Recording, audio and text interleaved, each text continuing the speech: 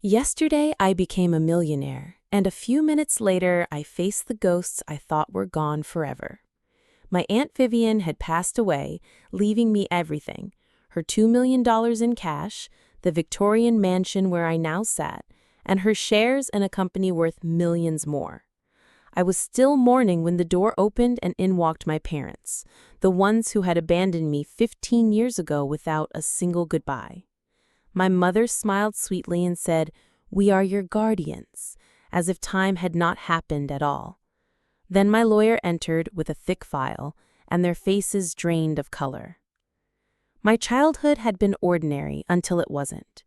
We lived in a small apartment, went camping in a second-hand tent, ate cinnamon rolls on Christmas mornings. But Dad liked poker more than work. Friendly games turned into Atlantic City weekends, into debts, into promises broken. Mom grew sick with depression, spending days in bed. I became the perfect child, studying hard, cleaning, hoping if I was good enough they'd love me again. Then one October morning, they were gone. Closets empty, drawers open. A note: "Elaine, we cannot do this anymore. Aunt Vivian will take care of you. We are sorry." Vivian, my father's sister, was a woman of steel. She arrived in a black sedan, ordered me to pack one suitcase, and never looked back. She wasn't affectionate, but she never wavered. She fought for guardianship in court, hired tutors, demanded discipline, and told me I do not invest in lost causes. Under her stern hand, I went to private school, then Northwestern University. Summers, I worked in her company, learning business like a second language. Our bond grew, icy at first, then solid as granite. By graduation, she was not my mother in name, but in everything else that mattered. When she was diagnosed with cancer, I took care of her as she had taken care of me. One night, she whispered, "You were the daughter I never allowed myself to have." She died months later, leaving me not just wealth, but a legacy of resilience. 3 weeks after her funeral, I sat in the office of Harold Thompson, her lawyer. When the door opened, my parents entered. I had not seen them since I was 13. My father was heavy and gray, my mother thin and sharp. They spoke as if we had been separated by circumstance, not abandonment. I sat frozen. Thompson began reading the will. Everything went to me. My parents shifted forward in their chairs. "Elaine is very young," my mother said. "Fortunately, as her parents, we can help manage things." My father nodded. "Legally, we are still her guardians." Thompson smiled thinly. "We will reconvene tomorrow with all documents." That evening, I met my parents for dinner, against my better judgment. They told stories: gambling debts, depression, shame. "We always meant to come back," they said. Yet their words slipped quickly into requests. $100,000 would fix everything: their mortgage, their medical bills. They even suggested I give them jobs at Vivian's company. I left with ice in my chest. That night, I found a locked drawer in Vivian's study. Inside, investigator reports, photographs, and a letter addressed to me. She had documented every time my parents tried to extort money. She had paid them once, early on, to avoid a custody battle. Then, never again. She had even adopted me legally when I was 16, though she kept it quiet so I wouldn't feel erased. "Blood is not entitlement," she wrote. "Family is built through care and sacrifice. You are my daughter in every way." The next day, Thompson laid out everything: the adoption papers, the investigator's files, the no contest clause in the will. If my parents challenged, the estate would go to charity. My father raged. My mother cried. Security escorted them out. They appeared once more at the mansion, begging at the door. I gave them 5 minutes. They spoke of regret, of second chances, of family. I asked them one question: if Vivian had died poor, would you be here? They had no answer. When my father grabbed my arm, I pointed at the security camera Vivian had installed years ago. The police patrol pulled in, and they left with curses instead of love. Weeks later, I found another note in Vivian's nightstand. This one was not legal, but personal. "I love you, Elaine. I did not give you life, but it has been my privilege to watch you live. Be wise, be happy. Mom. Now the house feels like mine. I run the business with her lessons in my bones. I've started a foundation for abandoned children, using part of the inheritance to give others what Vivian gave me, stability and hope. My parents may send letters, but I'm no longer that 13-year-old waiting for the phone. I know now that real family is chosen, not owed. If you've ever had to cut ties with toxic family, tell me in the comments how you found the strength. Like this story, subscribe for more, and share it with someone who needs to hear that walking away from people who hurt you is sometimes the bravest choice you can make. The day after Vivian's funeral, I thought grief would be my only companion. Instead, the past walked in wearing my parents' faces. They had been gone 15 years. They left me at 13 with nothing but a note and a hollow apartment. Now they were back, smiling like time was a trick. My mother's words sliced through the room. "We are your guardians." As if guardians vanish without a trace for half my life and return the moment millions are on the table. I could barely breathe. Aunt Vivian had been my anchor. She stepped into the chaos when they walked out. She gave me rules when I needed structure, tuition when I needed a future, and silence when I needed space. She never said, "I love you" out loud, but her actions stitched that love into my life. She died with dignity, leaving me her home, her business shares, and enough money to make anyone's eyes widen. She left me safety. She left me choice. But as I sat in the lawyer's office, staring at the two people who once called themselves my parents, I felt 13 again. Small, abandoned, desperate. My father had aged into grayness. His swagger dissolved into extra weight and bitterness. My mother looked hollow, her eyes ringed, her hands clutched tight around her purse. They looked at me not like parents reunited with a daughter, but like investors examining an asset. Harold Thompson, Vivian's lawyer, read the will. To my niece Elaine, I leave the entirety of my estate. My heart pounded as he listed everything. My parents leaned forward, smiling again. "That's a lot for someone so young," my mother said, reaching for my hand. "Luckily, we're here to guide you," my father added. "Legally, we're still your guardians." My blood went cold. 15 years of silence, and now they wanted guardianship? Of millions?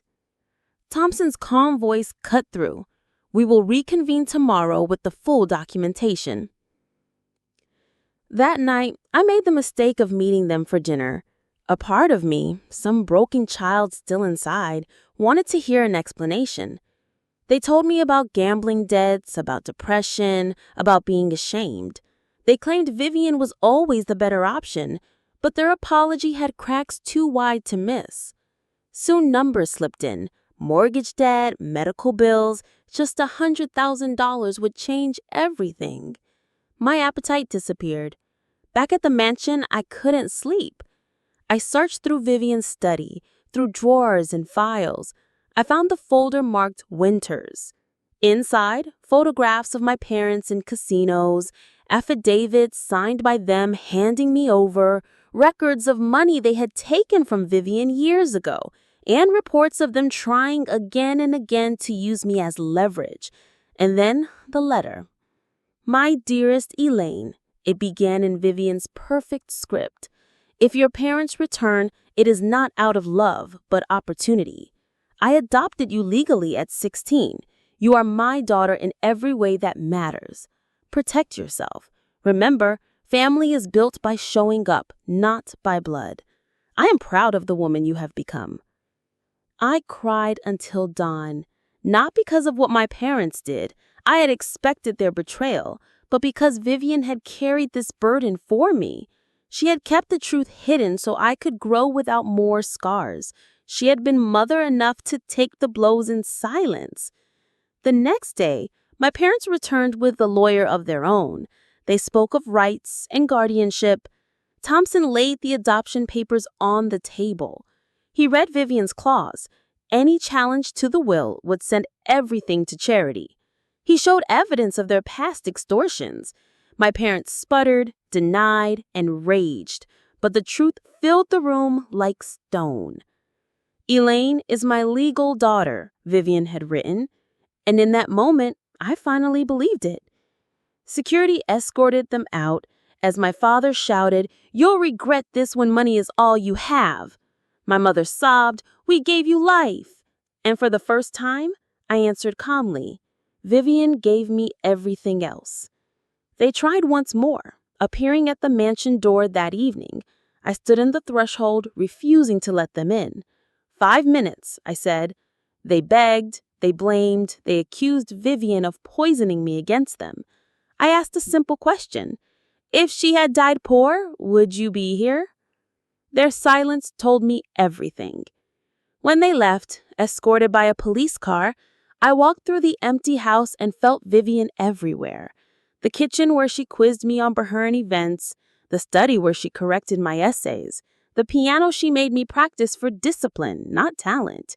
And then I found a small wooden box in her nightstand. Inside were my report cards, clippings of awards, my graduation program, and another note. I love you, Elaine. I may not have said it enough, but every day I showed it. You were the best decision of my life. Be happy, Mom. That word broke me open. Mom. The one I lost at 13 had been replaced by the one who chose me. 6 months later, I run her company with pride. I've started a foundation for abandoned children because I know the silence of waiting by the phone for parents who will never call. I have family in those who stayed. Mrs. Bentley, the housekeeper who still visits, Thompson, my godfather, and friends who became siblings. My parents may share my blood, but Vivian shares my legacy. She taught me that love is proven not in words, but in presence. So I ask you, would you forgive parents who walked away only to return for money? Or would you, like me, learn that family is the one who stays?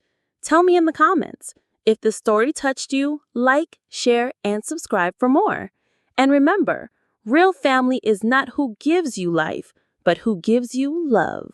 I barely slept that night, my mind replaying every word they had spoken at dinner and every memory Vivian had shielded me from.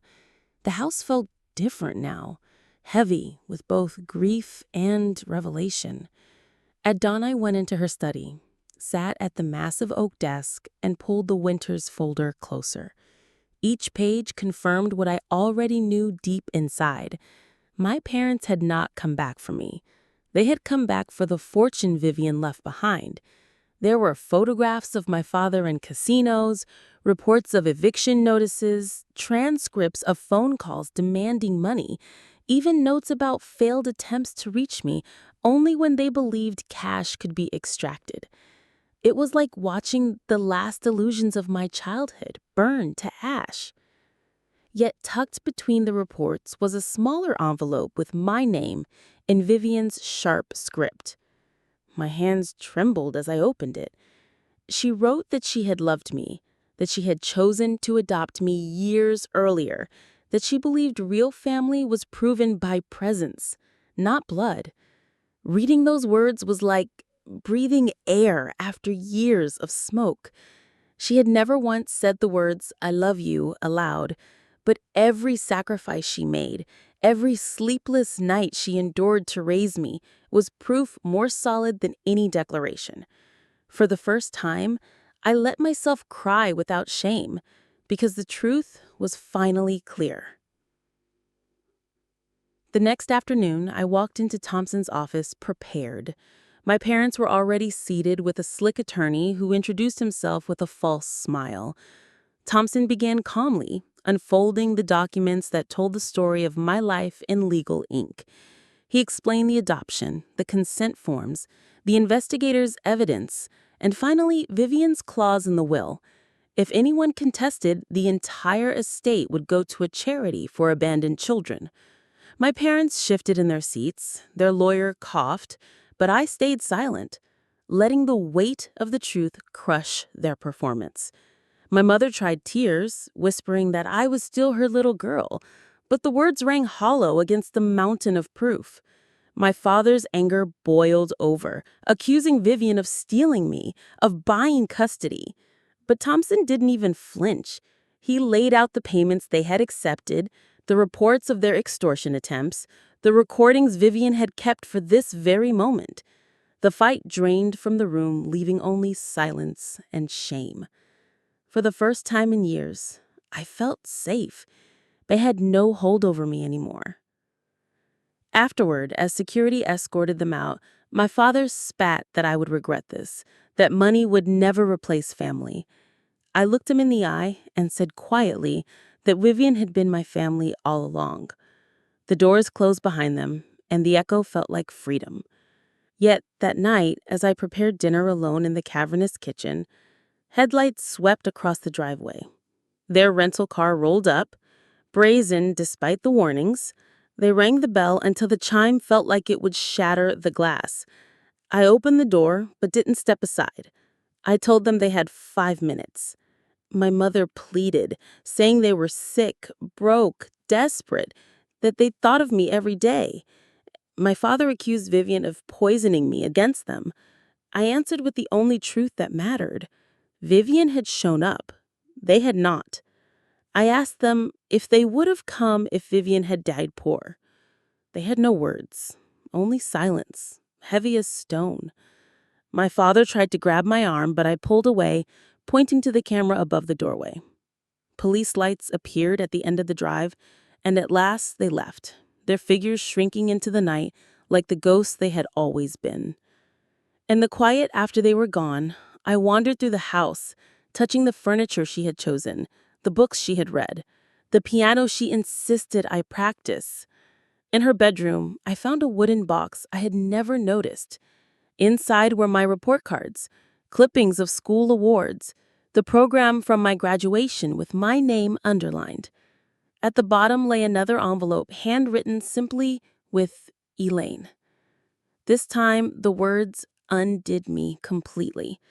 She admitted she had never been good at showing affection, but wanted me to know she loved me, that raising me had been the best decision of her life, that she signed the adoption papers not only for my protection, but for her own peace, so the world would know I was truly her daughter. She ended with, "Be wise, be happy, Mom." That single word written by her hand filled the hollow places my parents had carved out long ago. I pressed the note to my chest and let myself sob until the house itself seemed to hold me. 6 months later, the wounds are not gone, but they have become scars I can live with. The mansion feels like mine now.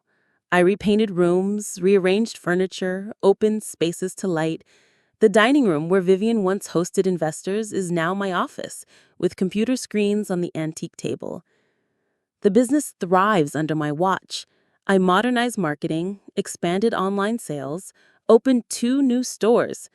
Employees who had admired Vivian now look at me with the same respect, telling me they see her in my decisions. Most meaningful of all, I used part of the inheritance to start the Vivian Hughes Foundation.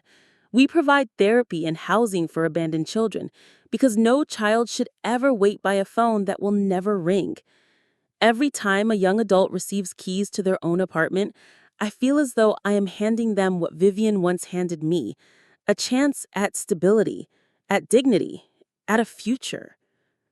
Letters from my parents have arrived, some begging, some apologizing, one almost sincere. I have not responded. Their absence spoke louder than any words they could send now. I'm learning that closure doesn't come from the people who hurt you suddenly becoming better. It comes from choosing to stop waiting for them. My family is here, in the foundation I built, and Mrs. Bentley who still comes to help and tells me stories of Vivian's quiet tenderness, and Thompson who has become more godfather than lawyer, and friends who have stood by me. Blood may connect us, but love is what builds us. I no longer dream of my parents' return. I no longer search for them in crowds. I look forward, not back. If you've ever had to redefine what family means, you know the weight of that choice. For me, family is not those who left when I needed them most, but those who stayed, those who showed up again and again. Vivian showed me that love is not spoken in apologies after the fact, but proven in the daily choice to care. She is gone, yet her presence guides everything I do. And as I stand in the garden she once tended, watching the sun set over the mansion she built, I know I'm not alone. Have you ever had to walk away from people who claim to be family but never acted like it? Tell me in the comments. If my story touched you, please like, share, and subscribe so others who carry the same scars know they are not alone. And remember, the ones who stay are the ones who earn the name family. The restraining order was approved within days, and for the first time in months, I slept without waiting for headlights in the driveway. Still, silence carries its own weight. I woke up each morning in a house far too large for one person, walking halls that echoed with memories of Vivian's footsteps. I tried to fill the emptiness with work, pouring myself into the business. The numbers were strong, the new stores promising, but the late nights left me staring at spreadsheets, wondering if success meant anything without someone to share it with. Thompson called often, partly for legal updates, and partly, I think, because he knew I was lonely. He reminded me that Vivian had trusted me with her legacy, not only because I was capable, but because she believed I would build something bigger than myself. His words stayed with me. I focused on the foundation, visiting shelters, listening to children describe how it felt to be forgotten. I recognized pieces of myself in each of them. One boy asked me why his mother never wrote him back. I didn't have an answer, only a hand on his shoulder and the promise that he wasn't alone. Each time I looked into their faces, I understood more clearly. Vivian hadn't just saved me, she had trained me to save others. That knowledge gave me strength. But the past has a way of seeping through cracks. One afternoon, Natalie, my cousin through Aunt Barbara, came to visit. She handed me an envelope addressed in my mother's handwriting. I didn't want to open it. "They gave this to Aunt Barbara," she said gently. "She thought you should see it." Inside was a letter claiming regret, telling me they thought of me every day, begging for forgiveness. It ended with a line that cut like glass.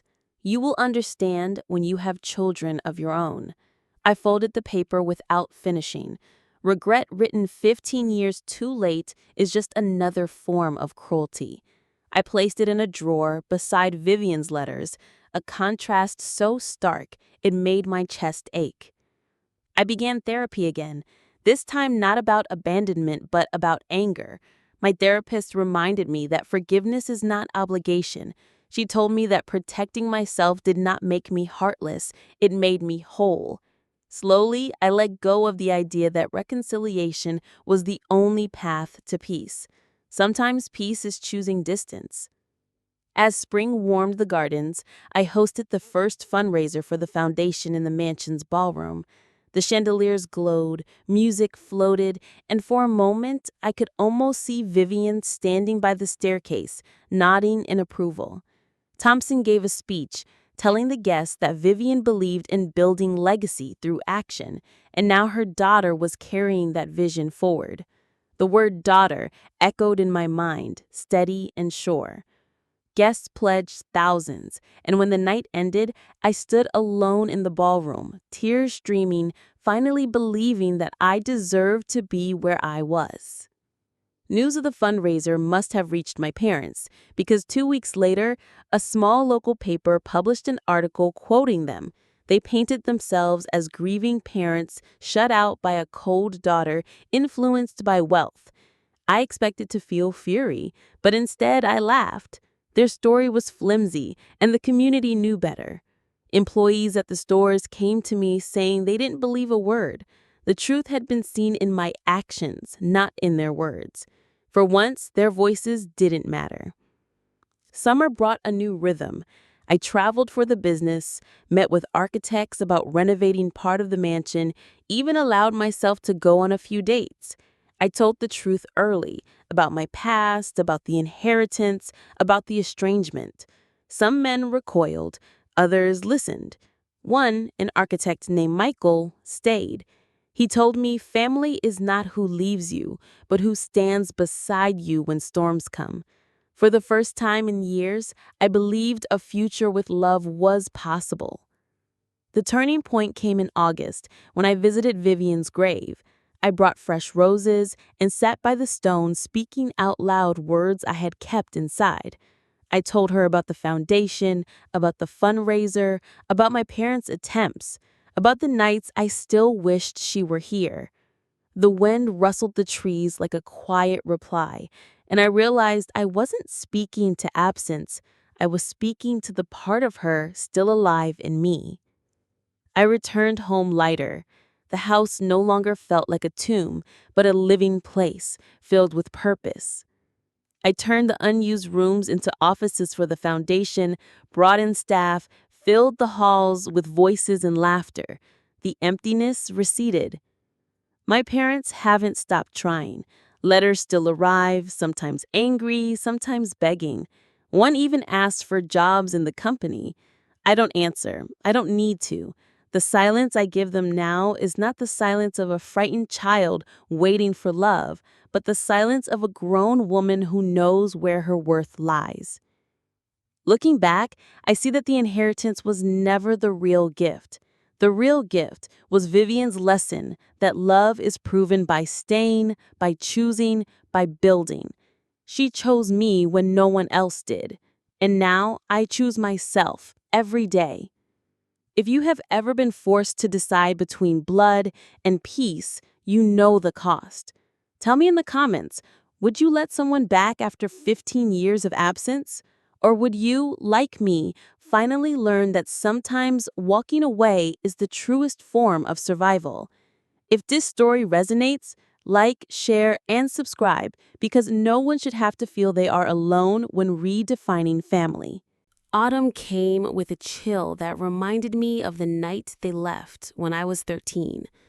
I walked the garden paths wrapped in a coat, leaves crunching underfoot, and thought about how far I had come since then.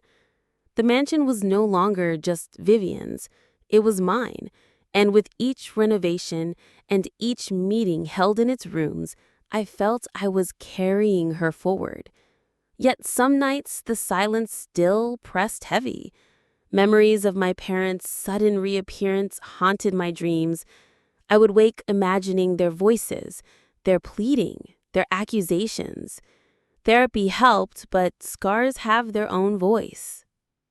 One morning, Thompson called with news. "Your parents attempted to file a petition," he said, his voice calm as always. But the court rejected it immediately. The adoption papers and Vivian's will stand unshakable. They cannot touch you legally. Relief washed over me, though I realized fear had lingered in my body long after the danger had passed. It was time to let it go. I threw myself into the foundation. We opened a transitional home for young adults aging out of foster care. At the ribbon cutting, I saw their faces, some wary, some hopeful, and I knew this was the true inheritance Vivian wanted me to carry. A boy asked me if I thought families could change. I told him honestly that some do and some never will, but that he had the power to choose who this family would be from now on. Saying it aloud felt like a vow to myself as well. Michael became more present in my life. He helped with the renovation plans, listened when I needed to untangle emotions, never pushing, only steady. One evening, as we stood in the ballroom discussing lighting fixtures, he said, "This house isn't just a legacy, it's a second chance. Not everyone would turn pain into something this strong." His words startled me because I had never thought of it that way. Maybe this wasn't just survival. Maybe it was transformation. But the past tried again to intrude. A reporter reached out saying my parents had contacted him with their side of the story. I met the reporter myself, handed him the files Vivian had kept, and told him he could publish the truth if he wished. He read the documents, closed the folder, and said quietly, "I think the story you're writing with your foundation speaks louder than theirs ever could." For once, the narrative was in my hands. That winter, I decorated the mansion for Christmas. It was the first holiday without Vivian. But instead of grief, I felt a strange peace. I invited the foundation residents for dinner. We ate at the long table where Vivian once lectured me about current events. Laughter echoed in those halls again, and I realized I had created a new kind of family. Not perfect, not bound by blood, but bound by choice. Still, a letter arrived in late December.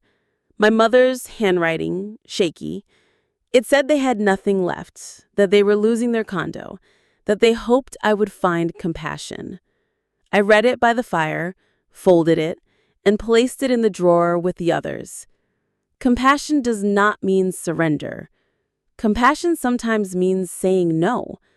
I whispered into the flames, "I forgive you, but I will not let you back in." Forgiveness was for me, not for them. As the year turned, I visited Vivian's grave again. I placed fresh lilies and told her about the foundation, about Michael, about the letters. I told her I was learning to forgive without forgetting, to love without losing myself.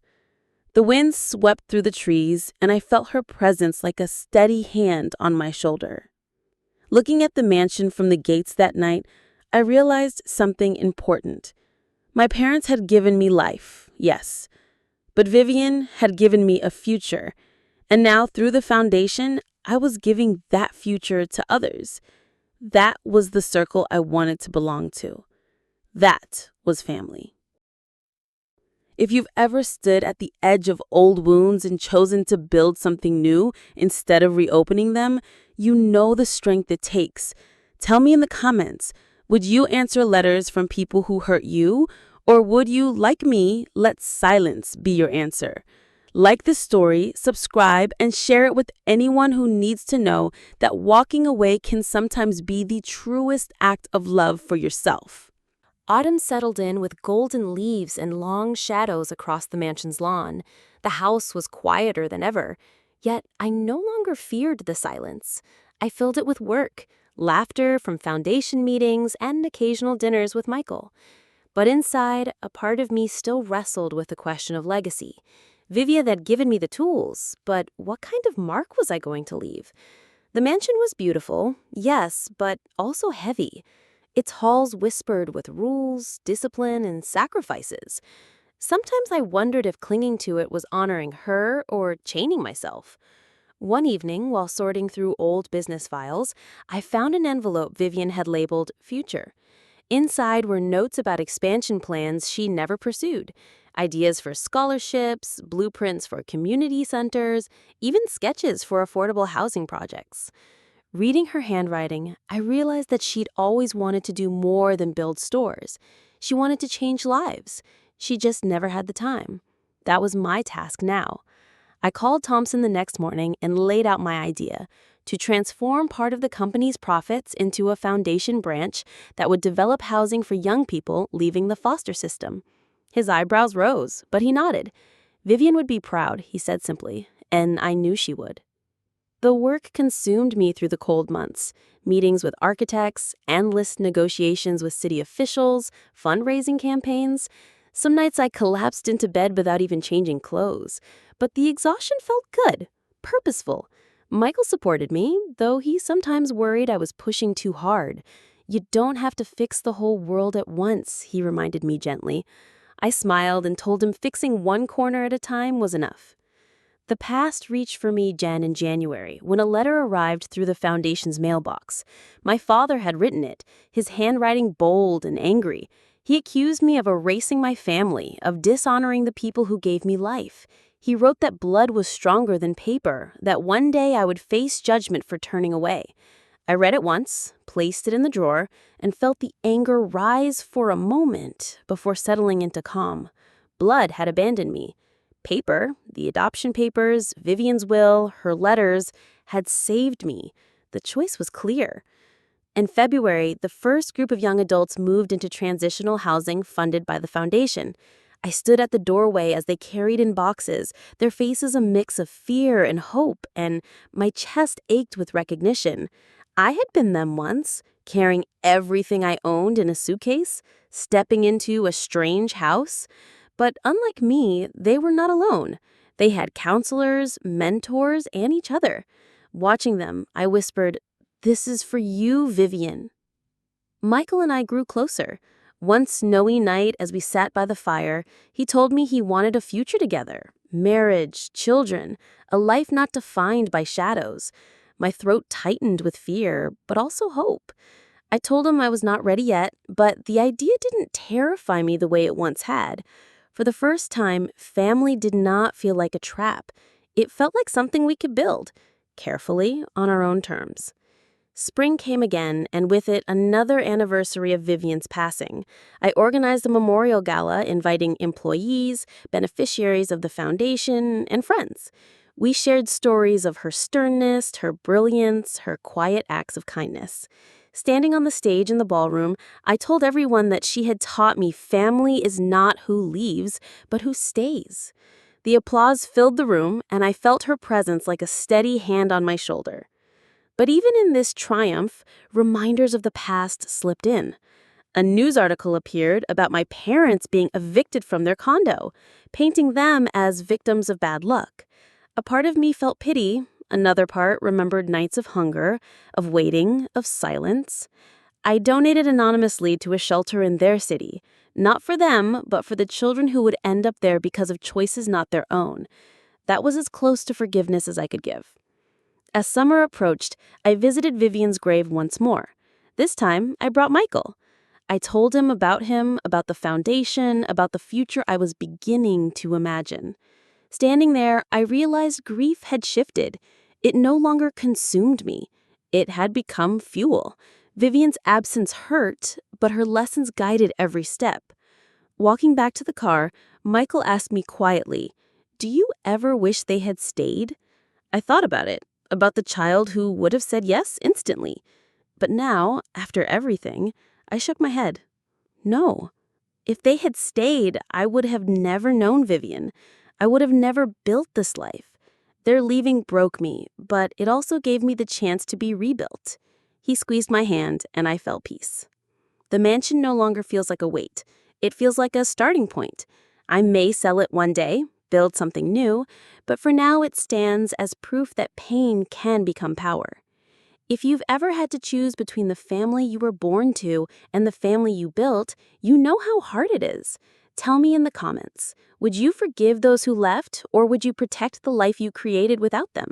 Like, share, and subscribe if this story resonates. And remember, true family is the one that stays to build with you. Summer unfolded with warmth that softened even the hardest corners of the mansion. I spent mornings walking the gardens, watching the roses Vivian once planted bloom again, and felt that life was returning in ways I hadn't thought possible. The foundation was thriving, the company steady, and Michael's presence gave me something I had never truly allowed myself before: hope for a personal future. Yet every gain seemed to awaken old fears. I wondered if allowing happiness would invite disaster, as if joy was always followed by abandonment. My therapist reminded me that fear of losing does not mean love should be avoided. Still, healing is slow. I poured my energy into the housing project. Construction sites became my second home, the smell of sawdust and the sound of hammers a strange comfort. Each wall that rose felt like a promise to children who had none. The day the first building was completed, we held a small ceremony. Young adults moved in with boxes and laughter, painting the air with excitement. One girl hugged me and whispered, "This feels like the first place that's mine." Her words broke me open and stitched me back together in the same breath. Michael often joined me at the sites, sketching ideas for community gardens and play areas. One evening, as we watched the sunset over the half-built complex, he said softly, "You're building more than homes. You're building the childhood you never had." The truth of that pierced me. Maybe I couldn't change what happened to me at 13, but I could make sure others had a chance to feel safe. Letters from my parents stopped for months, until one appeared in late August. It was different, short, almost quiet. My mother wrote that she was ill, that she didn't want money, only forgiveness before it was too late. I read it 3 times, trying to feel something. Pity, maybe? But mostly I felt tired. I folded it and placed it with the others. Forgiveness might come one day, but not on command. It would be mine to choose, not theirs to demand. In September, the foundation hosted a gala in the mansion's ballroom. The chandeliers glowed, the room filled with donors, employees, and the very young adults we supported. I stood at the podium and told them about Vivian's strictness, her discipline, her way of showing love without saying it. I told them that she had taught me that family is not inherited, it is built. Applause roared, and I felt her there, proud in her silent way. Michael asked me to marry him that night. He knelt in the garden under the stars with a simple ring, not flashy, but steady, like him. For a moment, panic clawed at me, fear of promises broken, of history repeating. But then I saw his eyes, filled with patience, not demand. I said yes. The word felt both terrifying and liberating. Planning a wedding brought waves of conflicting emotions. Part of me feared my parents would somehow appear, uninvited, trying to claim the place. Thompson assured me the restraining orders still stood, that they had no legal ground. Still, I dreamed of them crashing the ceremony, turning joy into chaos. Healing doesn't erase fear. It teaches you to keep going despite it. The company continued to grow, though sometimes I felt guilty for splitting my energy between business, foundation, and personal life. Thompson reminded me that Vivian herself had never lived balanced, that her legacy was not about perfection, but perseverance. I allowed myself grace. As winter neared, I returned once more to Vivian's grave. I told her about Michael, about the housing project, about the engagement. I thanked her for the discipline, for the lessons, for every silent act of love. Standing there, I realized the grief no longer crushed me. It walked beside me, lighter, like a companion that taught me to cherish what I had now. When Christmas came, the mansion was filled again, not with my parents' ghosts, but with friends, foundation staff, and young adults who had nowhere else to go.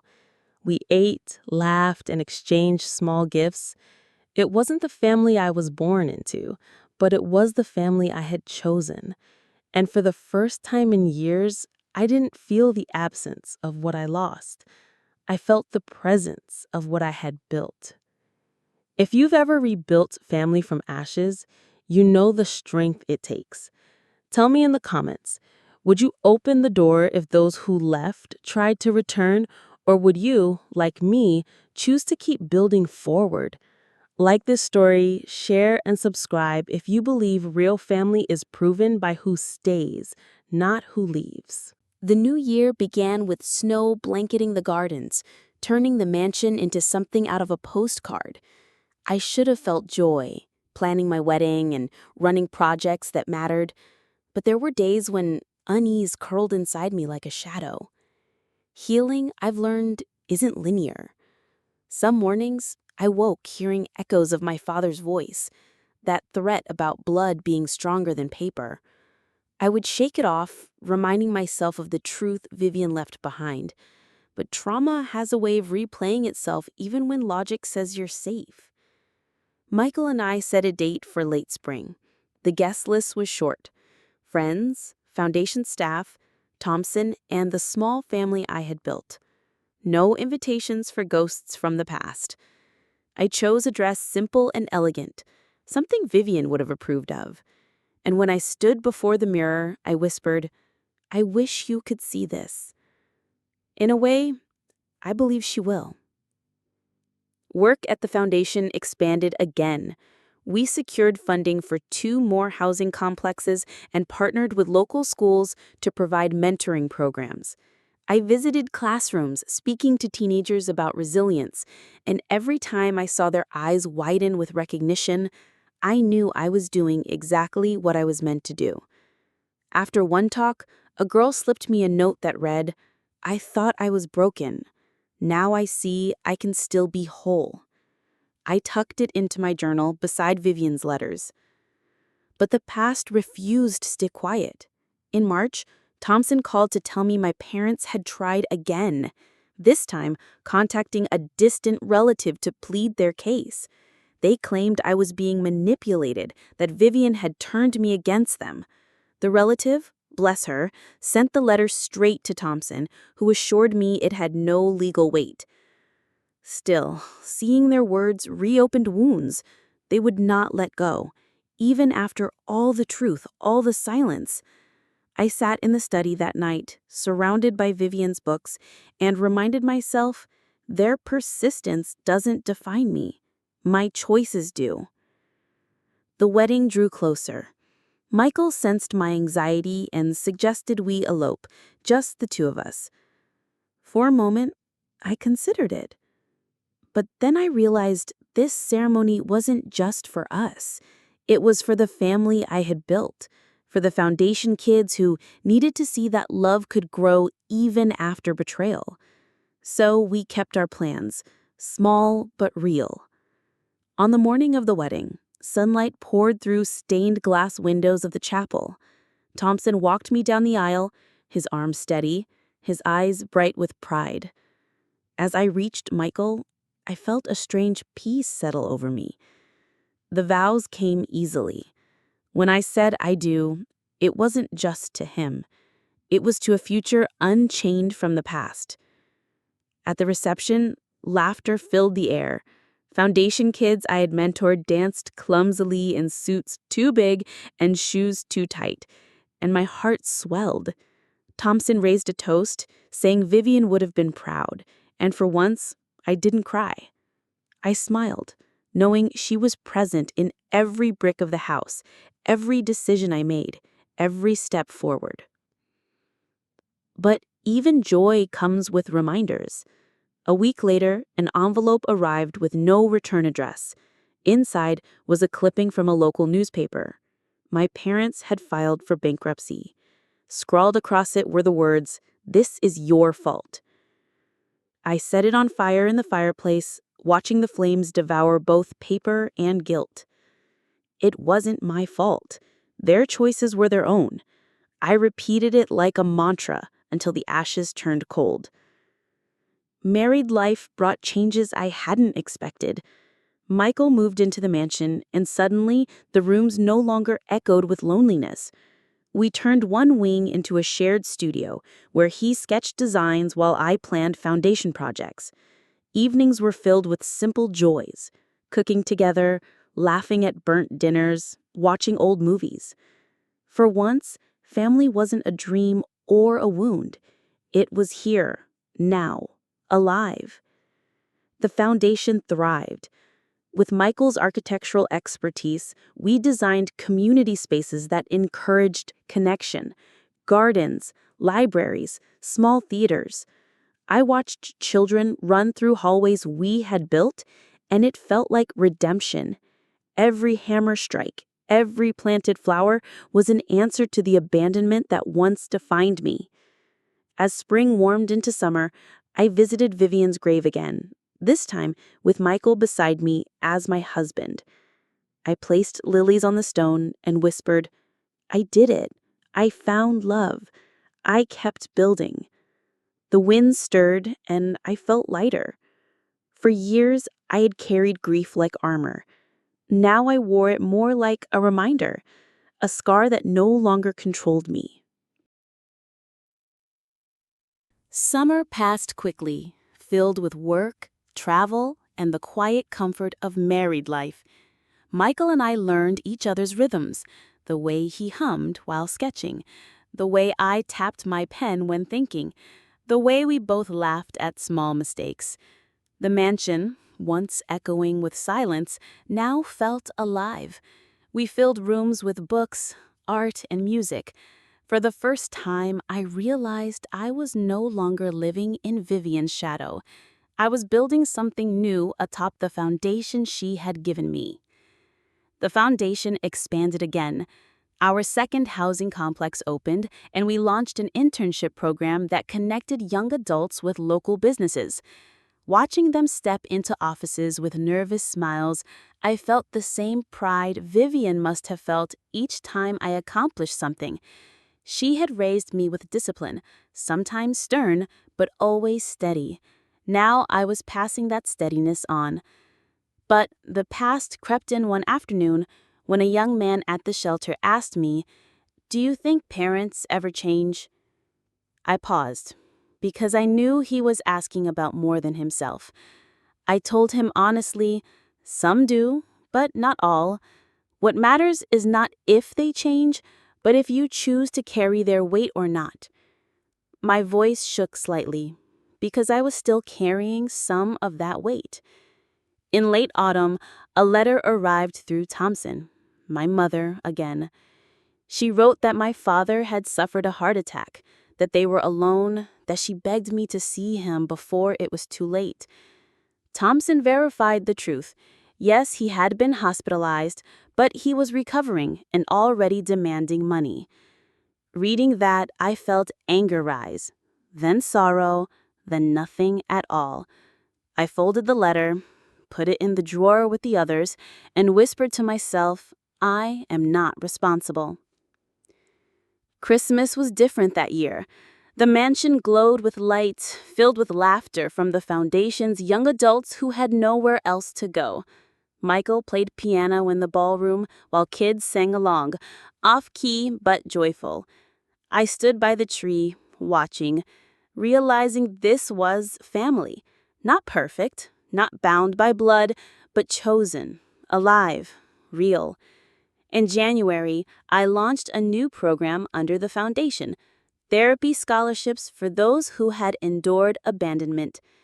Sitting in the first session with them, listening to their stories, I realized how far I had come. Their words mirrored mine at 13, at 18, at 25, and yet here we were, healing together. It felt like closure, though I know healing is never complete. Spring arrived with its usual rush of color.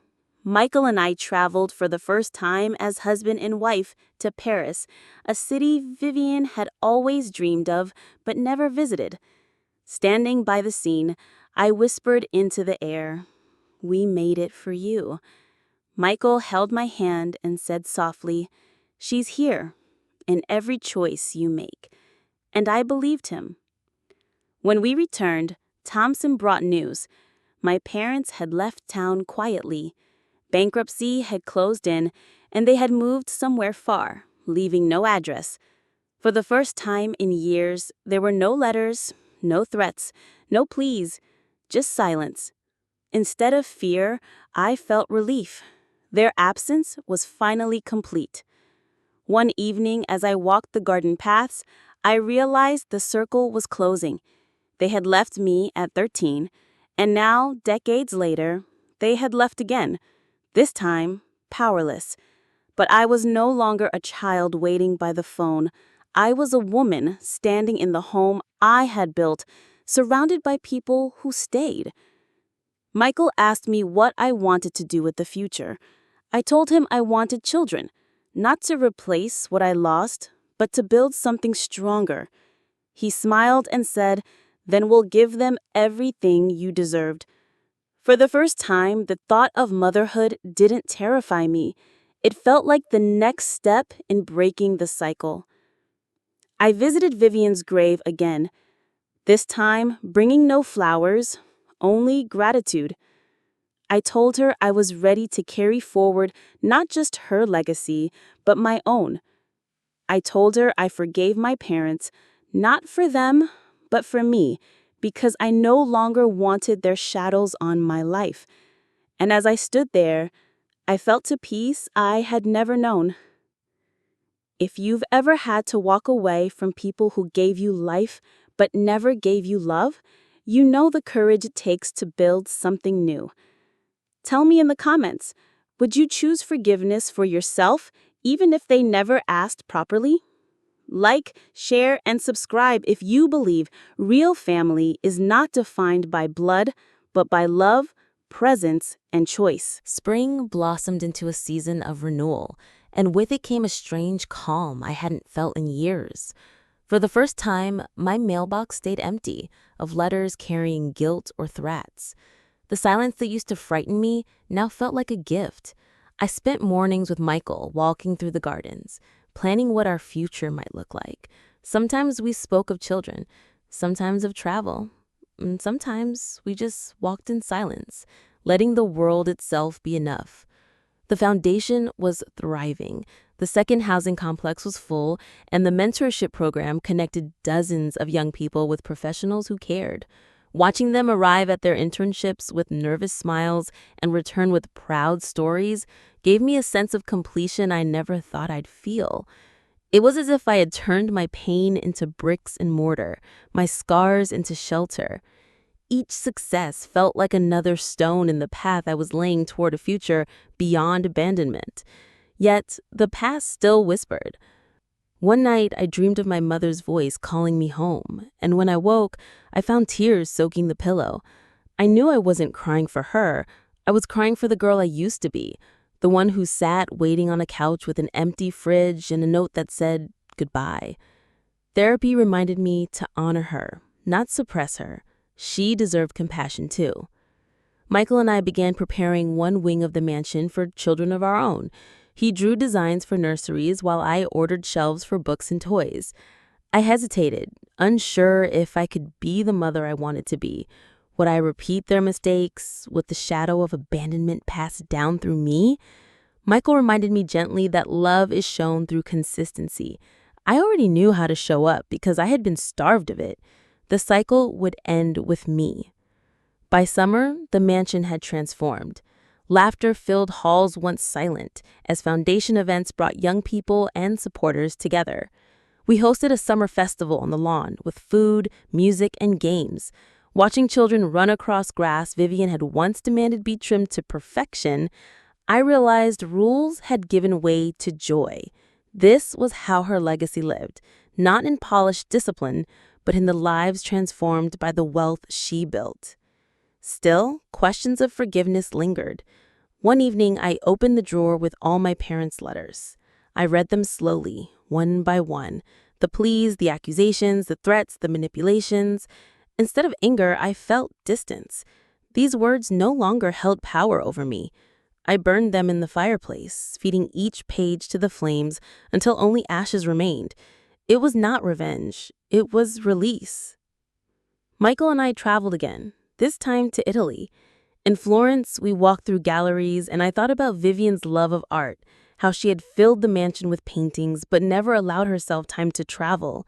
Standing before Botticelli's Primavera, I whispered, "This is for you," and felt her presence in the quiet awe of the room. When we returned, the foundation received a major grant that allowed us to expand nationally. Suddenly, the dream Vivian had scribbled in her notes, housing projects in multiple states, was becoming real. I spent long nights at my desk reviewing contracts, feeling both the weight and the wonder of responsibility. Each signature carried not just my name, but hers. Autumn came again, marking 2 years since my parents reappeared. They had vanished once more into silence, and this time I didn't feel dread. I felt closure.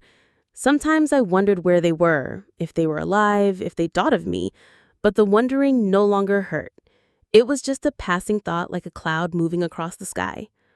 On the anniversary of Vivian's death, I visited her grave with Michael. I told her about the foundation's growth, about our plans for a family, about how I had finally let go of the letters. I told her I loved her, words I had never spoken while she was alive. I felt the wind stir, carrying the scent of autumn leaves, and I knew she heard me. That night, back at the mansion, I stood in the ballroom, empty after the day's events, and I realized something. The girl who once lived in fear of silence had become a woman who filled silence with purpose. I had turned abandonment into belonging, grief into growth. My story was no longer defined by who left, but by who stayed and by who I chose to become. If you've ever faced the ghosts of your past and chosen to build something new, you know the strength it takes.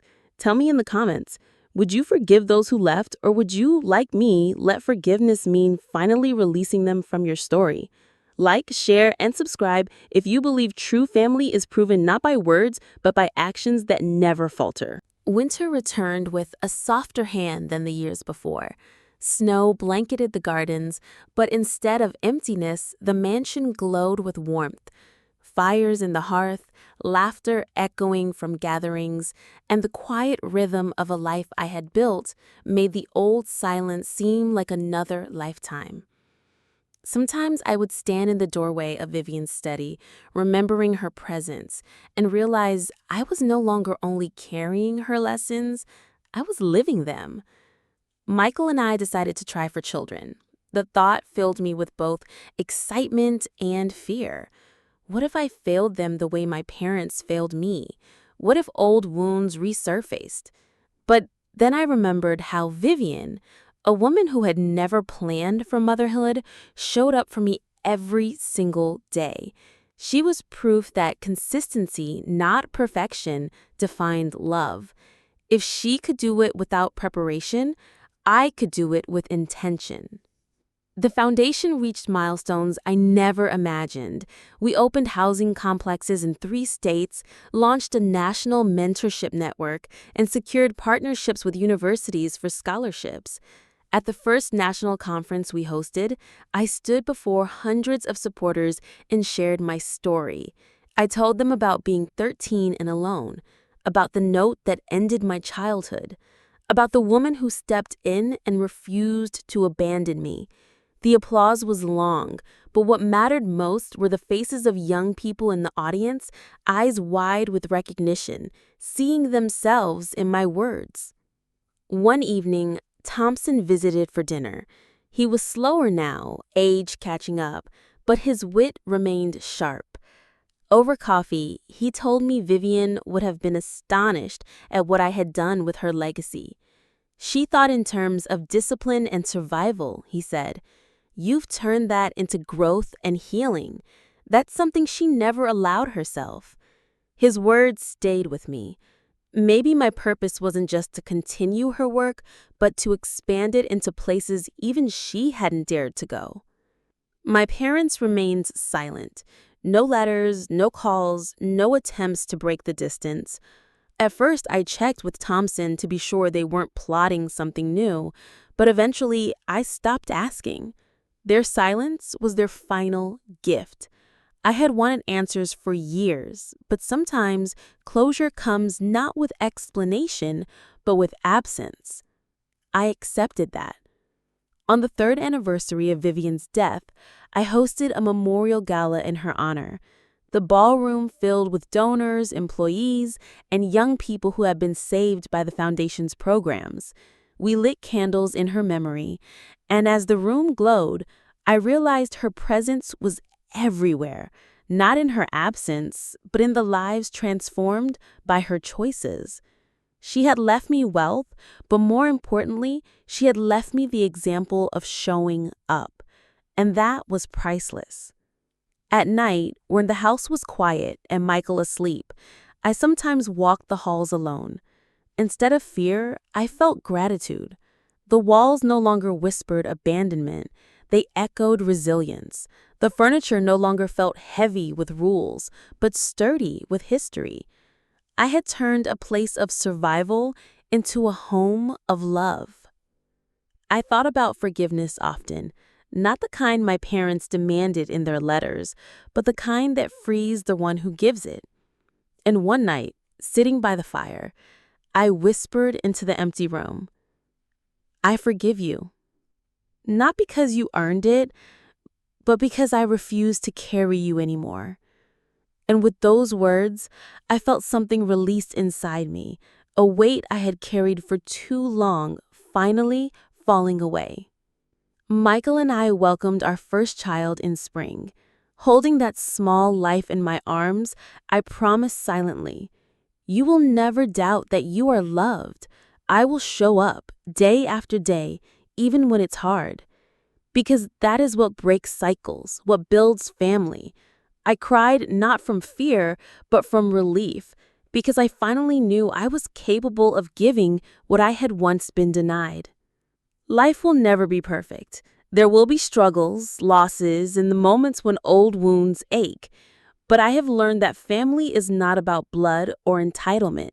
It is about who stays, who chooses, who shows up again and again. Vivian taught me that through her discipline. Michael shows me that through his love. My foundation proves it through every young person who finds a home instead of an empty couch. The mansion stands now as a symbol, not of wealth, but of transformation. A place once heavy with grief now hums with life, purpose, and hope. And when I walk through its halls, I hear not silence, but the steady heartbeat of a future being built. If you've ever wondered whether you can rise above what was broken, let this be your reminder. You can. Family is not who leaves you, it is who builds with you. Tell me in the comments, what is your definition of real family? Would you forgive those who abandoned you, or would you create your own family from those who stayed? Like, share, and subscribe if this story touched you.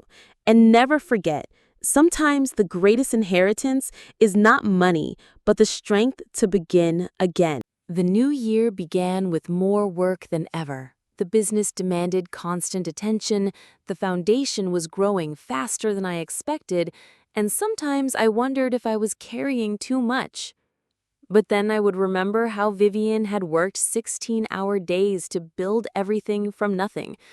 I told myself I was not alone, I had her lessons engraved in me. Thompson visited often, sometimes for legal advice, sometimes just for dinner. He became a quiet anchor, reminding me that I had people who cared. Michael, too, was steady, not afraid of my past, not intimidated by my wealth. When I woke from nightmares of being abandoned again, he listened without judgment. For the first time since childhood, I felt the possibility of building a home with someone. One evening, while reviewing accounts in the study, I received a phone call from a number I didn't recognize. It was my father's voice, hoarse and desperate. He said they were being evicted, that they had nowhere to go. He begged me to meet. I sat frozen. The same paralysis I felt as a child waiting for a phone that never rang. Now it rang too much. I hung up without speaking. The next day, another letter arrived. My mother wrote that she had been ill, that doctor's bills were piling, that all she wanted was a chance to talk. I burned the letter in the fireplace. Watching the flames consumed the lies. I had given them too much power already. Instead, I focused on the foundation. We organized workshops for young adults about budgeting, job applications, and mental health. I watched them step onto stages to share their stories and felt pride I hadn't known I could feel. One girl stood up and said, "I thought being abandoned meant I was worthless. Now I see it means I have the chance to write my own story." I clapped until my hands stung because she had spoken the truth I had spent years trying to learn. Spring brought changes. Michael asked if I would consider selling the mansion and moving somewhere smaller, something we could shape together. I hesitated. Every corner of this house carried Vivian's presence. Leaving felt like losing her again. But as I walked the halls alone, I realized the house had become a museum of my grief. Perhaps love could be honored not by clinging to walls, but by carrying lessons forward. I told him I wasn't ready yet, but someday I might be. He only smiled and said he would wait. Work at the company expanded.